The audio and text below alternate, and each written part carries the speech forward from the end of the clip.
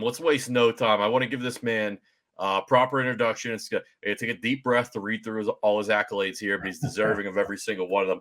A living legend. He played 25 seasons in the NHL. It spanned over 4 decades. One of the greatest hockey players of all time. Okay, he's a 15-time league All-Star, 2-time league MVP, taking home the Hart Trophy. He's a 6-time Stanley Cup champion. He's second all-time in playoff points scored. Regular season games, he's way up there, I believe, third all-time.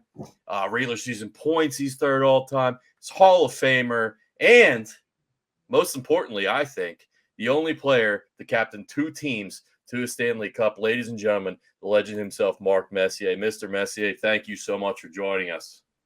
I appreciate that introduction. Before we get started, can we all have a toast of a nice little shot of tequila? Thank you. Nice. Oh, absolutely. Cheers. What we got there, Mess? What do you got going? Well, I got a lot of different kinds of going, but El Bandito is my new favorite since I'm working with Chelly, and he's part of the El Bandito line. I'm all El Bandito now. Oh, nice. All right, you mentioned working with Chelly. I mean, you two guys probably got stories for days. It's how is it? Like, do you guys? How is it when you guys are working together at ESPN? I mean, I saw you guys. We had a beer together during the finals last year. I mean, you guys start reminiscing? A beer? A beer. Just one. Just one. Do you guys start reminiscing, getting back in the days? Like, does that ever get old? Never gets old. Never gets old, actually. And it's incredible. I knew a lot about Chelly. I never played with Chelly, and I didn't play against Chelly that much. But he was really a guy that I had learned a lot about through Brian Leach and playing with Brian in New York. And he just raved about Chelly and what a great guy he was, and what a great player, what a great teammate, all the things, and what a great pro. And the stories went on and on and on. So finally, him and I after all this talk, we finally got together at the All-Star game in Chicago. And of course, him and I were the last two to leave on most nights at the All-Star game in Chicago. So all the stories that everybody was telling me about Chelly were true, and we got along unbelievable back then. And of course, how lucky can you get to take a job with ESPN and then have Chelly as your sidekick? And to your point, we grew up in the same area. We see things exactly the same. We see the game the same way. So it's been just unbelievable to work with him.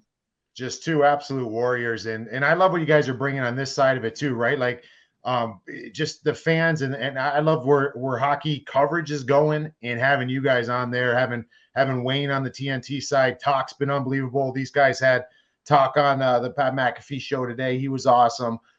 So just I love it. I love seeing it. And you mentioned right there, Brian Leach, and this is probably the only question I'll have in regards to like today's game, because I want to hear some of the stuff from when you played. That's where the juice is for me. But you mentioned Leachy.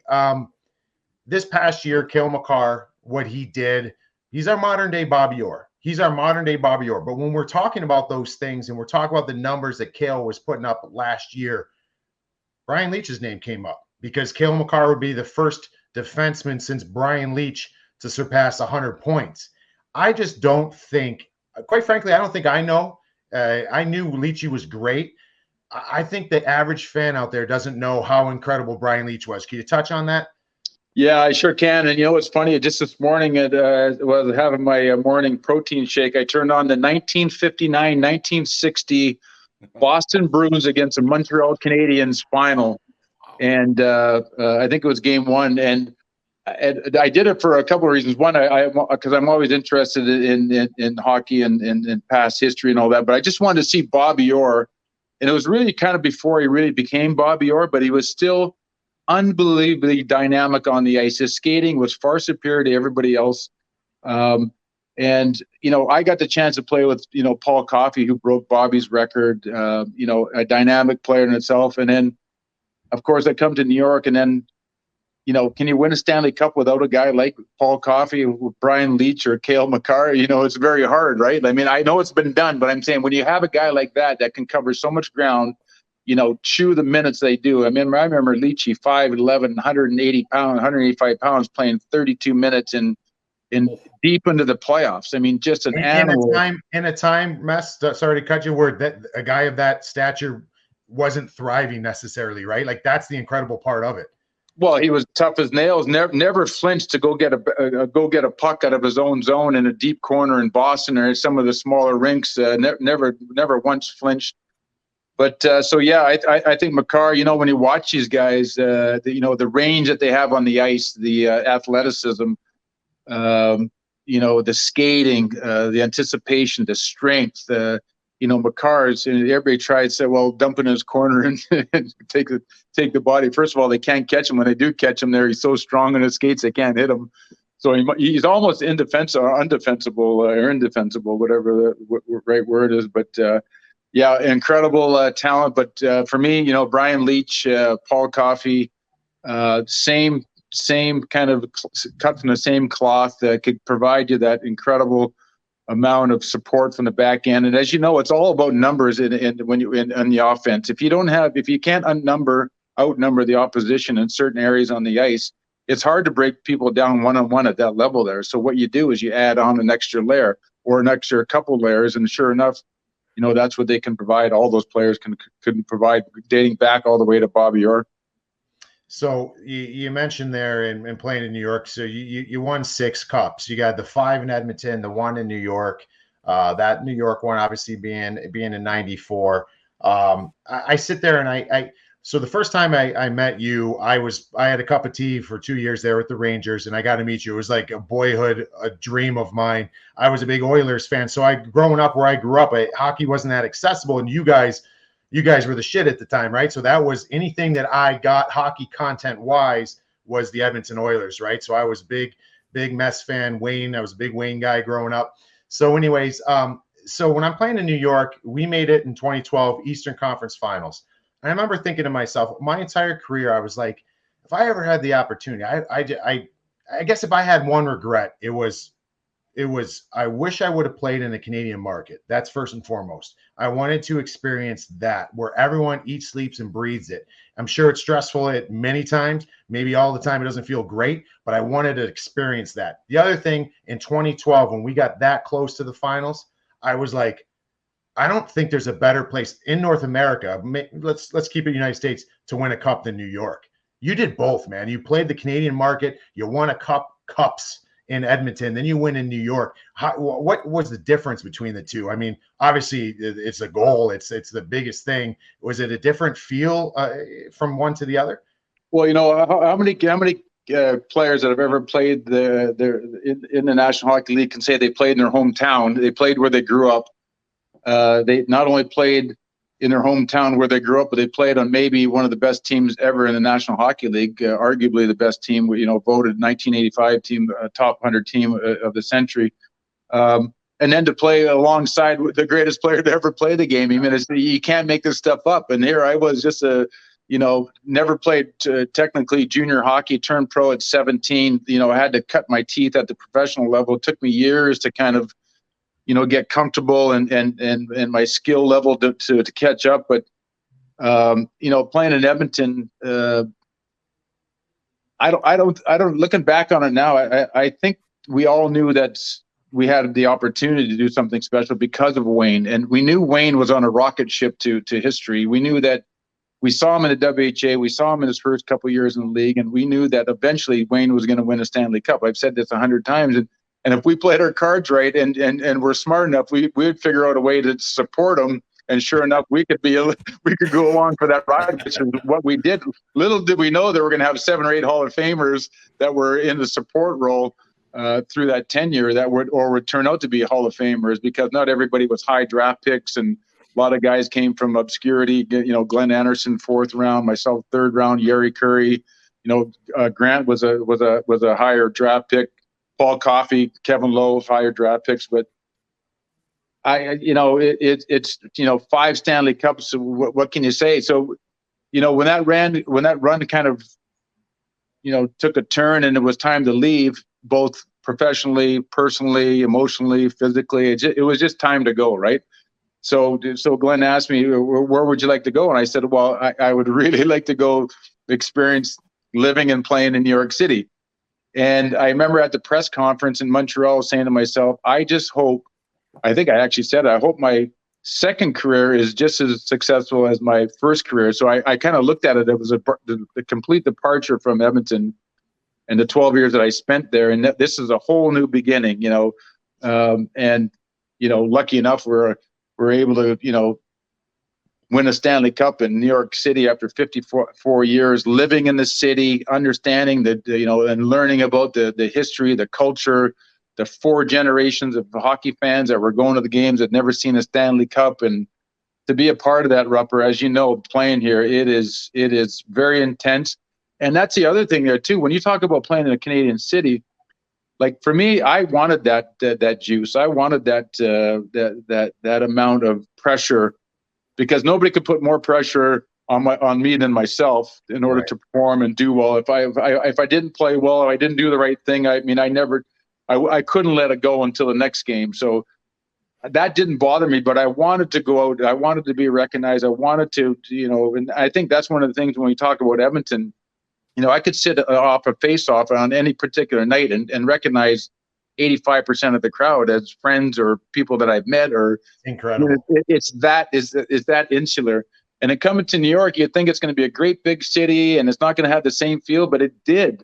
It was like this very, intense fan base that was really insulated and really kind of pressurized. And as the first year I'm here, we win the President's Trophy.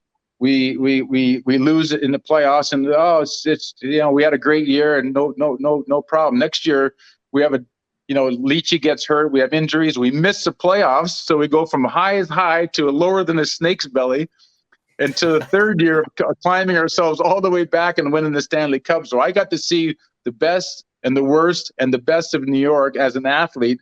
But I think that year that we missed the playoffs and all that enclave of pressure and the newspapers and media and all that come crashing down, I think that's what made it so special. And I think ultimately in the end, God, I wouldn't have traded. If I could have came here and won the first year, I wouldn't have traded it for going through that experience. Wait, did Edmonton have a Studio 54 you guys bounced to on occasion too, or oh what? yeah, oh yeah. We made our own Studio 54s. Oh yeah, oh yeah. We had it all going in Edmonton back then. Yeah, it was great. We were never shortchanged on the celebratory side of playing hockey. And as you know, it's all about the small wins too, right? Like, I mean, obviously everybody's got the big goals of winning the Stanley Cup, but it's a long way to get there through the regular season, of course, the playoffs. And if you're not enjoying yourself along the way when things are going good, man, that becomes a long year. So we realized really early on there, let's find a way to have some fun on the long bus ride to go to practice on the road, and getting dressed in a ballroom in New York City and getting on a bus and going over to New Jersey only to practice for 40 minutes, right? Like, does that sound like fun? But you know what? We made it fun somehow, and that's those are the memories that you really or the journey that you really remember when you retire. That's amazing to hear. Mark, I wanted to ask you a question. It's a little bit off the wall, I think, but I think you'll have a good answer for it. So I was looking up some old pictures of you. When you first came into the league, I believe you were using a Sherwood, and everyone was using the wooden sticks back in the day. And then like the 90s come around, and then the switch to like the composite graphite sticks and everything like that. And I'm asking this because the very first hockey stick I ever got as a young kid, I think I was 7 years old, I was gifted a Mark Messier aluminum shaft Louisville stick. Oh, wow. Yeah. And I love that thing. It was just a little street hockey stick, but I love that thing. So I was always curious, like, from the guys who went from, like, you were an elite player in your day using this wooden stick, and then everybody comes along all of a sudden, and you got these composite, the one pieces, the two piece, the shafted blade. I always wonder what that was like, that transition. If, like, did you resist that at first? Did you dive all in? What was going on there? That's really interesting that you asked that question, because when you play 25 years over 4 decades, the game does change. Everything changes. The technology changes. The science changes. The training changes. The equipment changes. The skates, the blades, everything changes. And if you're not willing to change along with it and realize that things are better and they can help you, I would have been left in the dust a long time ago. And so I was always one of those guys that I was always interested in the equipment. I remember Paul Coffey and I and Glenn Anderson, we were the first guys to start stitching the old leather skates, because I quickly realized that the players are becoming stronger and more powerful than the skates could actually withstand the thrust of the stride.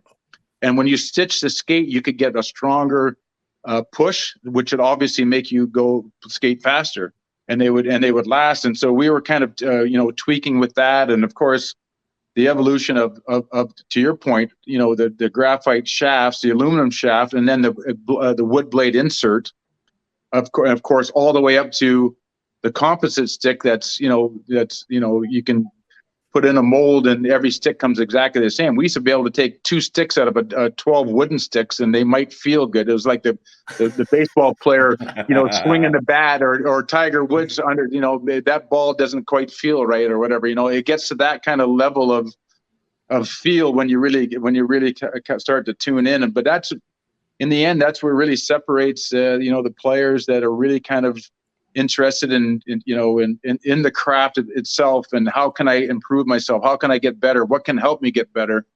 And I was always, even from the training standpoint, in some ways I consider myself a guy that was ahead of the training curve back when I was 15, 16, 17. So all of that was only to hopefully make me a better player. Yeah, it certainly and speaking worked. of pictures, one sec. Yes. Nice chair rotation. Perfect. So here's a picture of me. Can you see that? I don't know if it's a good picture. Yeah. Look at that flow. Yeah, you see the white suit, and there's a rose in there somewhere. And here's a picture. Here's a picture of me. This is the beauty modeling picture. Yes. This looks like the old Lay's commercials. This is with Mark. Swede Knox, the B side. Oh man. Little taste of both. Little taste of both. Yeah, Moose, 23 goddamn hat tricks in the NHL and the WHA. Is there one or two that stand out above the rest, brother? Did I have one in the WHA? Says 23 in the NHL WHA. Had to be one in there. No, my foray into the WHA. You guys know this, right? I scored 1 goal. Yeah. And did you guys know how I scored it? No, I don't know this. Well, we got hemmed into our zone for about a minute and a half, and finally got some relief. And I found the puck in the just inside the blue line, and I skated it just to the red line and dumped it into the zone, and then went and quickly changed. And all of a sudden, the crowd started to roar. And whatever happened, it took a crazy bounce and went in the net. So I didn't even get the plus minus for the goal that I scored. My first goal in the WHA, I didn't even get the plus for it. So. Yeah, I didn't have any in the WHA. I scored 1 goal and 11 assists in 30 some games, and went back home after that year. But 23 hat tricks, that's insane for me. Yeah, in the NHL, that's not bad, Moose. Yeah, I mean, and I don't even look at myself as a goal scorer, to be honest with you. I never did look at myself as a point getter and a goal scorer. I was always trying to figure out what I had to do each and every game in order just to win the game. So I was never concentrating on scoring a goal. I was never concentrating on assisting on a goal. I was always concentrated on sitting on the bench and watching the game develop, and then figure out what I needed to do in order to turn the tide or the momentum or whatever it was. And even in Edmonton, those years when we did have the game solidly in hand, I wasn't even that interested in getting on the ice late to try to stuff the statistics. It was different for me, and how I grew up looking at the game and how I felt I could really help a team, I guess. Well, there's a lesson in there for a lot of young kids who are hopefully watching at home. It's not always about the points. It's about doing what you can to win the game. I did want to ask, though, you had a 99-point season at 35 years old. How were you like a a fitness freak off the ice. We see some guys like, I know Rod Brindamore was always real cut up, and he played well into his late 30s and 40s. And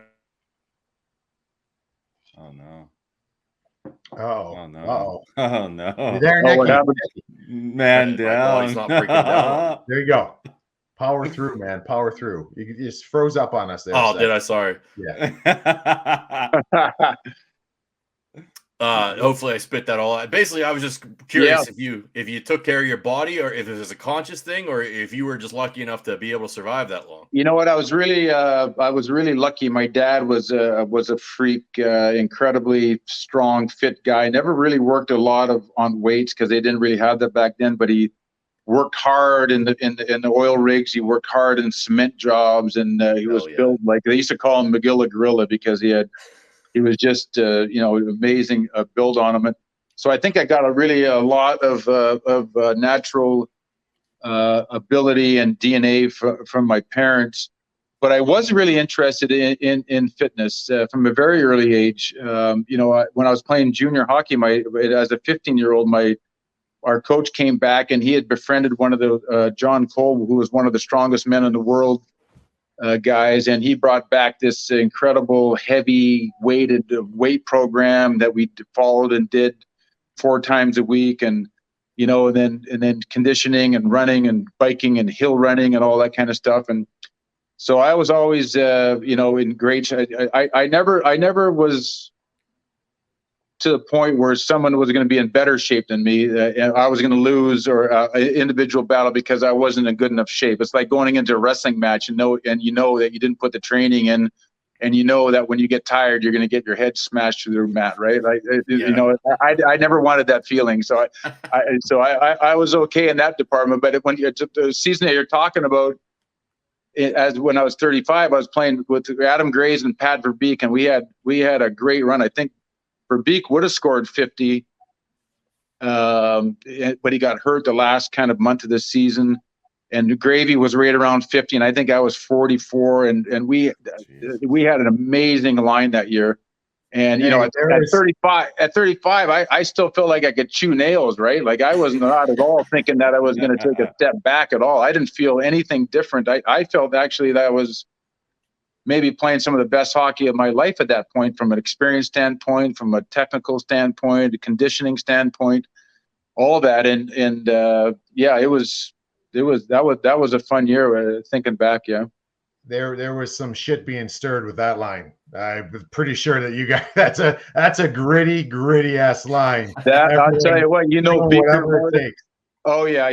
Gravy, Beaker. Oh yeah. We could go into any rink and play against. We could shut down a line. We could play it any way you wanted there. It was an amazing year. I loved playing Pat Verbeek. He was an amazing hockey player. He came to play every game. He never took a night off. He was tough as nails, skilled beyond. I don't think he gets enough credit for being as skilled as he was. And like I said, that year he would have scored 50 goals if he wouldn't have got hurt the last 2 or 3 weeks. You mentioned McGilla Gorilla a little bit earlier, and it's funny you mentioned that because it was mentioned to me today by our boy Kenny Danico. Dano said that you and Kevin Lowe used to send you'd send a stickman drawing over, I guess, from one locker room to the other early on in his career, and used to call him McGilla Gorilla as well, right? Like, what was that like? And in your relationship with Dano, like you guys have been boys. Dano was telling me you were like a mentor to him, and how did that change? And did it change? Because he said they stopped sending me stick figures when Mess went to the Rangers, because now there was the heated rivalry. Right? It was all buddy when I was playing for the Oilers, and we played them once a year, so it was no problem. But when I went to the Oilers, I don't think I talked to him for 12 years. And of course, Dan was such a great guy, and but he was we would run hockey schools in Edmonton, and he was a 14-year-old, I think, 14 or 15 when we first saw him, and a sturdy, rugged defenseman. He ended up dating my sister for a couple years, and then of course going out to, I think, Seattle and played junior, and then getting drafted, and then what a warrior. Talking about warriors, Rupper, you know better than anybody, right? Like, I mean, he, Beauty. not he's super powerful, strong guy, but not. I mean, he was playing an era where he was fighting the Dave Browns of the league, and then was part of that core four that was an unbelievable defense in New Jersey, and what a career he carved out for himself. Yeah, no, he was unreal, and that takes me to we spoke on Gumps asked you about the hat tricks. Now we mentioned kind of Dano, the Devils, and I'd have to assume really high in that hat trick list was the guarantee, the game, right? It was so Game 6, it was Game 6, Eastern Conference Finals. We have a lot of fans, people on here that watch that are avid hockey fans. We got a lot that are just getting into it, and we love that. So just let me set the table real quick. You guys are down. Correct me if I'm wrong here, Mess. You guys are down 3-2. Game 6. Before Game 6, you guarantee a win. You guys are going to force a Game 7. You come out in that game. You guys are down 2 Cobb in the game, and what happens? You run off a hat trick. You fulfill the guarantee. And I want to ask you from anything you want to add to that, but also like, was anybody on the Devils side? Because I'm thinking as a player, like if the other team's leader came out and said that, I'd have something to say during that game. Like, were those guys saying shit to you? Like, were they like, it ain't gonna happen, or trying to like, how did that go down? Well, that's interesting you say that. I just saw an article or I think Bernie Nichols just wrote a book, who was playing on the Devils there, and he had a couple of excerpts about that, and they didn't, to answer your question, nobody did say much on the ice about it. I'm sure it was talked about getting in the bulletin board and all that, but to be honest with you, at that point of time, I didn't really care, because when I came to New York, I'd come off 5 Stanley Cups in 7 years, 6 finals in 8 years, and thought I had a decent understanding of what it took in order for a team to win a Stanley Cup. When I came to New York, obviously the team wasn't quite there yet. The culture wasn't quite there yet. And so we had to kind of start to kind of bring that all that together. And when we got to that point, in the year that we had behind us in 94, we basically, I think we started out 4-7-1, and then we went on to win the President's Trophy, rout the Islanders, Washington, and now we're up against the Devils there. So we had an amazing year, set all kinds of records for the Rangers. I knew from past history and what I had experienced in the past that we had a good enough team in order to win the Stanley Cup that year. We had to figure out a way how we were going to do it, especially when we got down to the Devils 3-2 in that series. And as you know, Rupper, in any run that you go to, there comes a time where the other team pushes back just as hard and becomes this kind of tug of war, or this push against the wall, and whatever team blinks first, obviously is going to lose. And then those are the times when you look at each other in the eye in the dressing room and say, is this it for us as a group? Have we done enough? Have we pushed hard enough? Are we going to go home, or are we going to try to find another level? Or are we going to dig in, and are we going to keep playing? And that was one of those seminal moments that we had as a team that year, that we had to, ask that question. And lucky enough, we had enough experience in the room with guys like McTavish and Lowe and Tikkanen and Anderson, and guys that had won enough that could help the players believe that we were good enough. And then the Leaches and Richters and Kovas and Zubovs and all the talent that we have, and the young guys could look at the veteran leadership and say, okay, well, let's dig in, let's go further, let's go harder. We're not done yet. And that's exactly what happened. I don't look at it as a hat trick, to be honest with you. I look back at that game as a game of two tales. One is we were completely dominated in the first half of that game, and Keenan towards the end of the second period there put Kovalev up with Gravy and I.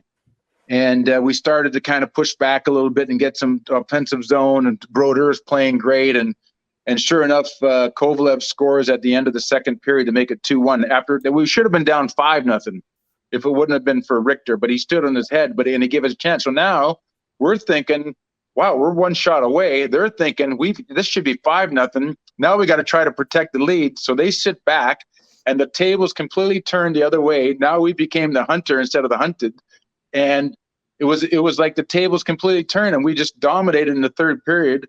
And to be honest with you, I don't even remember hardly scoring the goals or how I obviously now watching the replays, but and then the empty net goals. But what an experience, and I'm saying that after all the things that we had gone through in Edmonton and all the incredible games and the tight games with the Islanders and getting our asses kicked to fighting back, and then the Philly and then that series to me was maybe one of the best series I've ever played in, to be honest with you. Yeah, so that goes, Nick. I'll get to you. I just want to ask him this real quick, because so that goes on. You guys win that game, I think 4-2. Game 7 is the Richer. Sorry, not the Richer. The Matteau. Yeah, Matteau goal. The Matteau. That was that big goal. You guys go and win the cup there, and since then, I mean, what a sign of leadership right there, right? Guaranteeing, and then going out and doing that thing, going out there and getting the hat trick and pushing that team and willing that team. But I came across this article. It was really interesting because there's a goddamn award, the Mark Messier Leadership Award. Okay, so we know that like you are the bar as far as leadership in the National Hockey League. I saw this article. I think it was an excerpt from your book, but it was also an article with GQ, I think in 2021. And, maybe you could just expand on it. It was talking about the magical tea that you had back, I think, when you were 19 years old, and this experience you had, and you really started connecting the physical and the mental as far as what it takes to play in the National Hockey League and maybe just to excel in life. Can you touch on that a little bit? Yeah, interesting. I was always a traveler. I showed up at my first training camp with hair down, blonde bleached hair down to my shoulders, with a leather suit and a Suzuki 1000. If a denim suit is a Canadian tuxedo, what's a leather suit? Is that right? It was all as you can imagine, the old motorcycle suit. So I was always a little bit just as curious if that's what. And I love to travel. I love to go to third world countries. I love to experience. I love to get away. When I was in the game itself, I married the game, and I did everything I could. And by the end of it, I needed to get away and completely reset. The experience you're talking about was when I was 1980. I think it was 1980, whatever. And we went on a trip to Barbados, and we were staying at this little hostel. $10 a night. There was 4 beds in a room, and really cool place on the beach, and it was called the Boomer's Guest House. Boomer was an amazing guy, and someone had mentioned that they were going out to pick some mushrooms, and I said, "Well, what's that?" And they said, "Well, we're going to go to this field and we're going to pick these mushrooms." So that sounds fun. Let's go do that. And we did, and we filled our shirts up and brought them home and made this big pot of tea and mashed it all up, and it got really thick and dark, and we all poured ourselves a cup of coffee. Basically it was tea, and 1,000 times, 100 times more than we needed, as it turns out. But I did have that experience of the psychedelic effects of mushrooms. And this is what, back in 1980. Now we know that there's health benefits for addictions and all that kind of stuff. So, but what I was really curious about going through the whole experience was that first of all, how crazy it was for the first hour or two before we kind of settled in, and then secondly, how spiritual of an experience it was, and how emotional it was, and from all different ranges, from music to lyrics to talking with my brother and our friends and past experiences, and when it all was said and done, a day later or whatever, it dawned on me that that if the mind is so incredibly powerful, and if it's that powerful, how can I, I'm spending thousands of hours training my body. What if I started to think about that from a mental standpoint? I started training myself mentally to be able to withstand pressurized moments, and a light bulb just came on for me. Is that there's more to this. I can be a better player if I can train my mind as much as I'm training my body. And and lucky for me, I had an uncle that taught human psychology or child psychology and human development at the University of New Hampshire for 35 years, and he was very into spirituality and Buddhism and Eastern philosophy and all these things. So I was getting all these touch points at the same time, living in the Western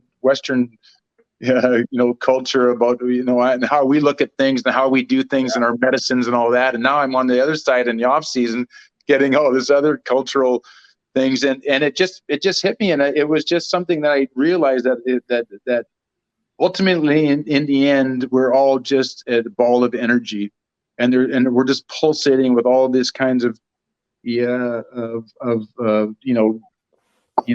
atoms ripping through us at any one time, and how do you harness that? How do you take that and you actually use that to your benefit when it's needed most? And that's what I became interested in from 1982 to the time I retired, because I also realized that in order to really galvanize a team, there had to be a bigger meaning and a bigger spiritual meaning to the team. There had to be something that galvanized teams. There was not just, if we were just coming there every day into a dressing room and, we're there to win the Stanley Cup, and which is all good, but we know that there's so much more to every person and every player that's there, and the journey that they themselves took to get there. So how do you tap into that, and how do you motivate them? Because you realize that if you're responsible for motivating people on a day-to-day basis, that flame's going to run out very quickly. But if you can inspire the players, if you can inspire them to be their best, and you understand where they're coming from and what motivates them, and you put together a culture that is fun to come to in the mornings, they'll motivate themselves. There's always going to be that time where you got to kind of kick someone in the ass or tap someone on the butt or give them a hug or whatever it is. But ultimately, that's what I became interested in. That's what my focus was year after year after year, is every year to start that training camp. How are we going to bring this team? And it could be 3 players different, but 3 players in a team changes the dynamic incredibly. You look at the Rangers or all these teams that change just 2 or 3 players, and all of a sudden the chemistry, the synergy might be just off a little bit. So how do they bring that back? What is that defining moment that is going to bring that team together? Not what happened last year. And that became one of the reasons why I was able to play for 25 years, because if not, I probably would have quit after 10 years and went and tried to figure out something else to do that was more interesting.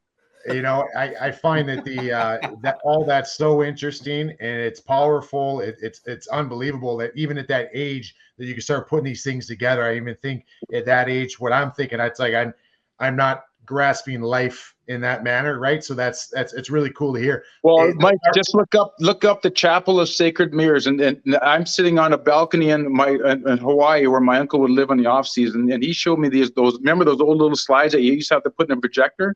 Yeah. The Chapel of Sacred Mirrors are a series of hand illustrated paintings about the human anatomy, all the way along, starting with the skeletal system, then it is overlaid with the muscular system, to the nervous system, to the lymphatic system, all the way up until you get into the spiritual being of that, and the light that's in everybody, all the way to that person that starts as a bag of bones and skeleton becomes a ball of energy out of a body. And that's where, as a player and as a team, if you can get out of that whole side of the skeleton, muscular, lymphatic, that inner body experience, and get out of the body experience there, that's where the team really can come together. And that's what I loved. Yeah, I wouldn't have gotten past the part that I read where you thought the geckos were dragons and you were freaking out in Barbados. I would have been done, dude. Hey, Oh, in yeah. that moment, hey man, that's what I'm saying. Though you have you have this deep inflection on things. When those geckos were fucking dragons, I would have been like, I'm out. I'm done. I'm not doing this Man, anymore. I can picture it up in the corner here right now. There, that first couple hours was pretty intense. Mess, I want to ask, and I want to kind of expand on that a little bit because that was absolutely incredible to get a peek inside your mind there and how that changed the way you thought and the way you observed it and kind of attacked life there. It was very fascinating, and I want to ask about the 1987 Canada Cup team because that was a team. You mentioned earlier you played for the Oilers. You guys had just Hall of Famer after Hall of Famer, loads of talent. Well, this Canada Cup team was kind of the same thing, but you guys didn't have the benefit of playing all those regular season games together. Like, how do you get a team like that full of the best players in the world to come together to be able to do what they did in like that short period of time? Well, that's a great question, and it's real history that in the '84 Stanley Cup we had a real problem there because we had such a rivalry going with the Islanders. I think we had 7 or I don't know 5 or 6 Oilers and 3 or 4. Basically, half the team were Islanders and the Oilers. And back then, you didn't really fraternize with the opposition too much. And here we are sitting across from our arch rivals in the dressing room. And of course, the late great Mike Bossy and Bob Bourne and Sutter and all the great players that they had on those teams. There was some tension and animosity that we did have to work through early on, and it was. I'm not going to say it was. It was uncomfortable actually to a degree because everybody knew the tension was there, but nobody was really talking about it. And the one thing you really learn about when you play on a team is that if the communication lines aren't completely open from the management to the ownership to down to the players, and any problem that arises isn't fully vetted out immediately, it only is going to fester, and it's going to raise its head at the most inopportune time. I mean, it's just a fact. We just know that, and so yeah, we had to have some intense meetings on that team. Ultimately, we all were professional enough and understood the gravity of playing for your country, which trumped everything. And we were able to get through it easily because of that. But to your point, the most important thing you can do when you come to on a team that's so loaded with talent is just being egoless, because whatever role that you had on your team, whatever might not necessarily, but you can still help the team in a defensive role or in a penalty killing role, and if that's not good enough for you, and you want more than that, and how are you going to get Wayne Gretzky and Mary Lemieux off the first line power play, right? Even though you're used to playing that position on your own team, well, you're not going to play that in this team, but you're a great hockey player and you're a really smart hockey player. So maybe you can do something different on the defensive side of the game. And if you're not willing to do that, then maybe this isn't quite the right place for you. So it just becomes a choice. It's just a real choice. And it's like that for every team. And the whole idea of building a team and talking about the culture there is because you got to sell that idea. And everybody talks about it. If you know how to sell, you can you work forever. And really, what you're doing is you're selling a vision, you're selling an idea, and you're convincing the players around you that you are better than this, but this is what we need from you right here, right now. Are you willing to do that? And if not, then you got to make some hard decisions. But you get overqualified players playing in depth positions. Your chances of you winning a Stanley Cup are pretty good. Okay, I gotta follow up on that with one more because you mentioned those battles with the Islanders. And I'm curious, what was your favorite rivalry? Because you've been part of more than a few. The Oilers, you had the Battle of Alberta, obviously, with the Flames. Yeah, all those Stanley Cup finals against the Islanders. I know when you were at the Rangers, you had some battles with the Penguins and Lemieux, and then obviously Philly and Lindros, and then the Devils, as Rupert mentioned. I was just curious, what was your favorite rivalry to take part in? so hard to say. Also, I was just saying when you were talking about that, I was just thinking about that one little mini brawl we had with New Jersey when I was with the Rangers, and I think Ty Domi ended up with Scott Stevens. We know it's powerful and strong Scott. Domi came into the dressing room after, and his hands were so crimped up and seized up from grabbing onto Stevens for so long, he couldn't even hold his hand. But it'd be hard to overtake the logistics of Edmonton and Calgary back in those days. And I say that in all due respect. When I was with the Rangers, the Islanders were kind of on a downturn, and we played them once in the playoffs there. That year we won the Cup in '94. And we took it to them pretty good. It was still very intense because of the passion fan base and the logistics, locations, and all that, and the hatred that they had for each other. So that was always intense. No matter where the teams were, it didn't matter. It was always when you went into Nassau Coliseum there, you cinched down the bucket strap a little tighter because you knew you were in for a game. Devils started to come a little bit there, and we had some great games with them.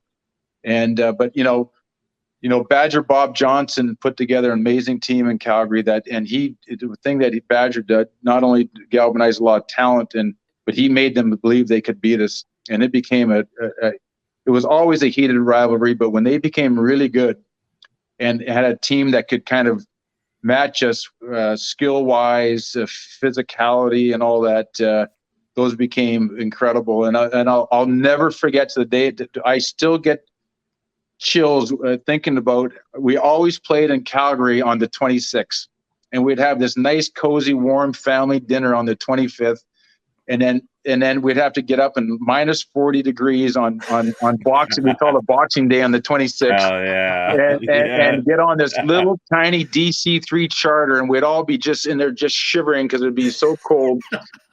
And we know we're going into the Lions Den in Calgary, and of course, as we said, there's nowhere to hide, right? So somehow or another, you got to muster up the courage and energy to go out there and face the consequence of what's coming. Because if you ever did, take the shortcut out of a corner, or if you did kind of take the easy way out, that's just in the memory bank forever, right? So you could never take the easy way out, and those were those times where you really called upon yourself of what you're made of, or what kind of metal you're made of.